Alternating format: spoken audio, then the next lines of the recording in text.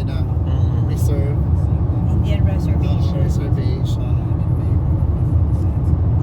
Eh di ba Indian to ang history talaga dito sa Amerika? Indian Sila talaga may-ari ng mga Silang land. may-ari. Nilig ano lang ng white sa Europe. In-invade lang nila. Kaya may mga parts dito na pinipreserve pa nila. Katulad yung pinuntahan ni Vince na na Grand Canyon West. Ano yun? Indian Reserve O, yun. Indian reserve sa amin na may sarili silang government.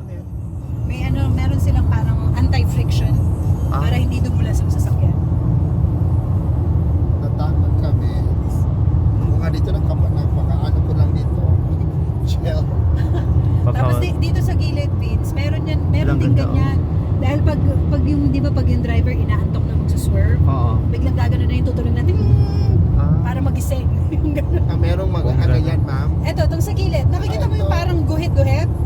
Ganyan yan, kapag nag-swerve ka, biglang ano na yung manginginig na yung sasakyan mo. Para ma-warningan ka na, uy, high-tech, nag-swerve ka. Yung gano'n.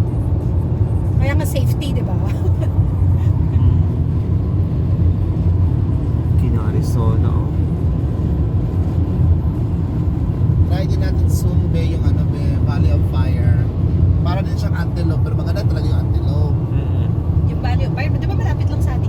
Opo, Nadaanan nga natin. less than 1 hour lang yung yung biyahe. Mga isang weekend lang yun, hindi na kailangan ng long weekend. Yeah.